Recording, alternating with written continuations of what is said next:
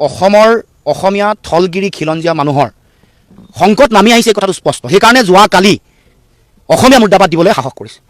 ক'ত সাহস পালে, কেনেকৈ সাহস পালে? চৰকাৰ এখন থকাৰ পাছত আৰু আজিলৈকে কৰায়ত্ব কৰিব পৰা নাই, এইটো কেনেকুৱা ধৰণৰ কথা?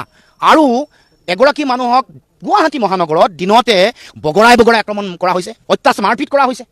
সাংবাদিকসকলক, এগৰাকী সাংবাদিক যিসকল সাংবাদিকে সত্য অনুসন্ধান কৰিবলৈ যাওঁতে, বাতৰি পৰিৱেশন কৰিবলৈ যাওঁতে তাত কোনো নাচায় তেওঁ কোন ধৰ্ম, কোন জাতি জনগোষ্ঠী, অপৰাধটো চায়, কি ঘটনা চলি আছে সেইটো চায়। তেনেকুৱা এগৰাকী মানুহক যে আক্ৰমণ কৰাৰ যিটো পৰিৱেশ গঢ় লৈ উঠিছে, আৰু অসমৰ মানুহক, অসমৰ থলগিৰি খিলঞ্জীয়া ভূমিপুত্ৰক আক্ৰমণৰ ঘটনা এইটো প্ৰথম নহয়, অসমীয়া মুৰ্দাবাদ দিয়া ঘটনা এইটো প্ৰথম নহয়। এই বাৰে বাৰে ঘটি থকা ঘটনাটো কি কাৰণে হৈছে, কাৰ কাৰণে হৈছে, আৰু অসমৰ মানুহক, আমাৰ খিলঞ্জীয়া মানুহক আজিলৈকে নিৰাপত্তা কিয় দিব পৰা নাই, এই প্ৰশ্ন কৰিব খুজিছোঁ। গতিকে মুখ্যমন্ত্ৰী ডাঙৰীয়াক ক'ব খুজিছোঁ যে অসমৰ ভূমিপুত্ৰ থলুৱা খিলঞ্জীয়া মানুহে নিজৰ অধিকাৰ, প্ৰাপ্য অধিকাৰ নিজৰ মাটিত পাব লাগিব। এইটো শ্লোগান হ'ব নোৱাৰে। জাতি মাটি ভেটি ৰক্ষা কৰাটো কেৱল মাত্ৰ বিশাল জনসভাত মুখ্যমন্ত্ৰী আৰু ৰাজনৈতিক নেতাৰ ডাঙৰ ডাঙৰ ভাষণ হ'ব নোৱাৰে। প্ৰকৃত অধিকাৰ আমি পাব লাগিব। অসমৰ মাটিত আমি আমাৰ নিৰাপত্তা আৰু সুৰক্ষা সুনিশ্চিত কৰিবৰ কাৰণে চৰকাৰে ব্যৱস্থা গ্ৰহণ কৰিব লাগিব। এইটো মৌলিক দায়িত্ব।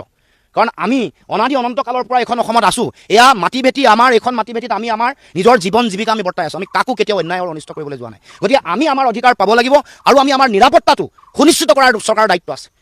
গতিকে আমি আহ্বান জনাইছোঁ আৰু জনগণকো আহ্বান জনাইছোঁ, সজাগ সচেতন হৈ থাকিব লাগিব।